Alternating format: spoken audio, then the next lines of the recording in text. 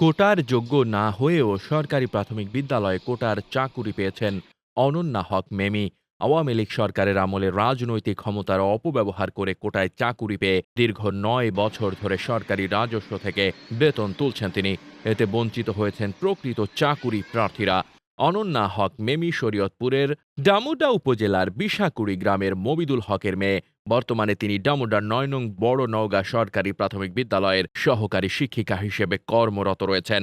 প্রাথমিক শিক্ষা অফিস ও স্থানীয় সূত্রে জানা যায়, অনন্যা হক মেমির বাবা মমিদুল হক সরকারি প্রাথমিক বিদ্যালয়ের অবসরপ্রাপ্ত শিক্ষক। প্রাথমিক বিদ্যালয় শিক্ষকদের সন্তানগণ প্রাথমিক বিদ্যালয়ে চাকুরির ক্ষেত্রে পোষ্য কোটার সুবিধা পেয়ে থাকেন। কিন্তু অনন্যা হক মেমি পোষ্য কোটার শর্ত ভঙ্গ করে তথ্য লুকিয়ে মিথ্যা তথ্য দ্বারা প্রাথমিক বিদ্যালয়ের চাকুরিতে যোগদান করেছেন। প্রাথমিক বিদ্যালয়ে পোষ্য কোটায় চাকুরি পেতে হলে একজন চাকুরি প্রার্থীর বাবাকে অবশ্যই প্রাথমিক বিদ্যালয়ের শিক্ষক বা অবসরপ্রাপ্ত শিক্ষক হতে হবে। এছাড়াও পোষ্য কোটার অন্যতম শর্ত চাকুরি প্রার্থীকে অবশ্যই অবিবাহিত বাবার উপর সম্পূর্ণরূপে নির্ভরশীল হতে হবে। এই শর্ত ভঙ্গ করলে একজন চাকুরি প্রার্থী কোনো ক্রমেই পোষ্য কোটায় চাকুরি পাওয়ার যোগ্যতা রাখবে না।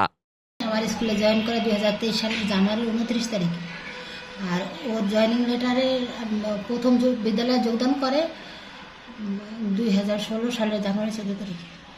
অনন্যা হক মেমি 2012 সালের 22 আগস্ট শরীয়তপুরের গোসাইরহাট উপজেলার ইকরাবন্দি গ্রামের সুলতান ব্যাপারীর ছেলে স্কুল শিক্ষক মোহাম্মদ দুলাল হোসেনকে বিয়ে করেন। দুলাল হোসেনকে বিয়ের পরে অনন্যা হক মেমি স্বামীর ওপর সম্পূর্ণ নির্ভরশীল হন। এতে তার প্রাথমিক বিদ্যালয়ের পোষ্য কোটার শর্ত ভঙ্গ হয়ে যায়।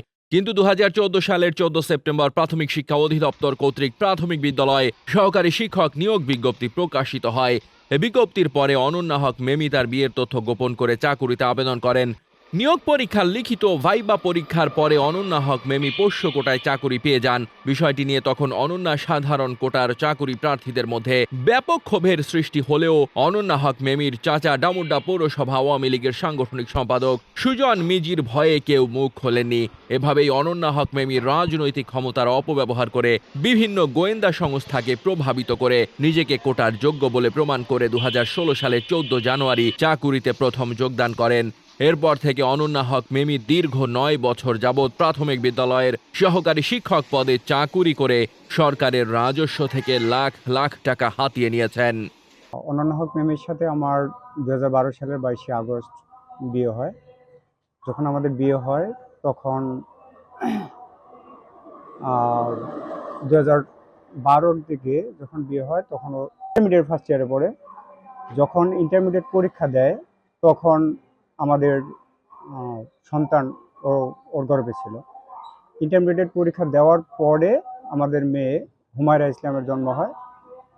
2014 সালে প্রাইমারির একটা সার্কুলার হয়, ওই সার্কুলারে অনন্যা হক মেমি দরখাস্ত করে।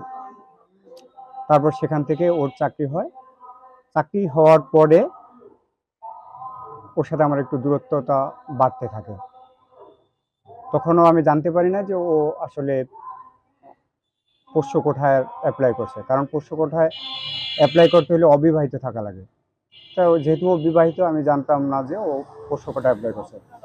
যখন আমি ওর সাথে মিশতে পারি না, রাস্তায় দেখা করতে পারি না, বা ও যে প্রতিষ্ঠানে চাকরি করে সেই প্রতিষ্ঠানে আমি যাইতে পারি না, তখন আমাদের মাঝে ঝগড়া হয়। এর পরিপ্রেক্ষিতে যখন ঝগড়াটা বাড়াবাড়ি হয়ে যায় তখন জানতে পারি যে ও আসলে পোষ্য কোটা অ্যাপ্লাই করছে। সেখানে বিবাহিত দেখালে পোষ্য কোটা পাবে না, সেজন্য ও আমার সাথে রাস্তাঘাটে দেখা করতে পারে না। আওয়ামী লীগ সরকারের পতনের পর বিষয়টি নিয়ে আলোচনা সমালোচনার সৃষ্টি হলে অনন্যা হক মেমি ও তার বাবা স্থানীয়দের নিয়ে ডামুড্ডা পৌরসভার নিকাহ রেজিস্ট্রার সাইফুল ইসলামের কাছে গিয়ে বিবাহের তারিখ 2015 সাল দেখিয়ে একটি নিকাহনামা তৈরি করে দিতে বলেন। কিন্তু মেমি ও তার পরিবারের অনৈতিক এমন প্রস্তাবে রাজি হননি নিকাহ রেজিস্ট্রার। 3/11/2024 সালে আমি এই রেজিস্ট্রির নকলটি ইস্যু করি এবং মোহাম্মদ দুলাল হোসেন তিনি আমার পক্ষ থেকে এই নকলটি গ্রহণ করেন। বিয়েটা হয়েছিল কত? হচ্ছে 22/8/2012 এবং এই তারিখে রেজিস্ট্রি হয়েছে। কোটায় যোগ্য না হয়েও অনন্যা হক মেমির কোটায় চাকুরি পাওয়ার বিষয়টি নিয়ে তৎকালীন বঞ্চিত চাকুরি প্রত্যাশী প্রাথমিক বিদ্যালয়ের বৈধ উপায়ে চাকুরিরত শিক্ষক ও স্থানীয়দের মধ্যে ব্যাপক ক্ষোভের সৃষ্টি হয়েছে।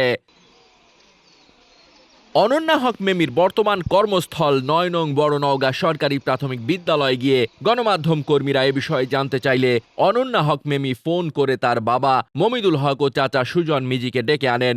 মমিদুল হক ও সুজন মিজি এসে বৈধ উপায়ে মেমি চাকুরি পেয়েছে বলে দাবি করেন, কিন্তু কোনো প্রমাণ দেখাতে পারেননি।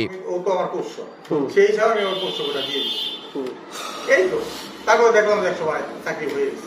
বিষয়গুলো খতিয়ে দেখে বিভাগীয় ব্যবস্থা নেওয়ার কথা জানিয়েছেন সংশ্লিষ্ট কর্মকর্তারা। কোটা যদি কেউ চাকরি পেয়ে থাকে এবং সে যদি এটা ব্যত্যয় করে থাকে, আমাদের কাছে অভিযোগ আসলে আমরা বিধি মোতাবেক ব্যবস্থা নিব এবং বিধিতে যেটা হবে সেই অনুযায়ী তার বিরুদ্ধে ব্যবস্থা নিব। অনন্যা হক মেমি সাধারণ কোটায় চাকুরি পেয়েছে এমন প্রমাণপত্র দিবেন বলে তারা গণমাধ্যম কর্মীদের মেমির বাসায় নিয়ে যাওয়ার প্রস্তাব দেয়। গণমাধ্যম কর্মীরা বাসার কাছাকাছি গেলে সুজন মিজি ও মমিদুল হক গণমাধ্যম কর্মীদের ঘুষের প্রস্তাব করে সংবাদটি পরিবেশন করতে বারণ করেন। এতে গণমাধ্যম কর্মীরা রাজি না হলে বিভিন্নভাবে তাদেরকে প্রভাবিত করার চেষ্টাও করেন তারা। ডেস্ক রিপোর্ট, বার্তা বাজার।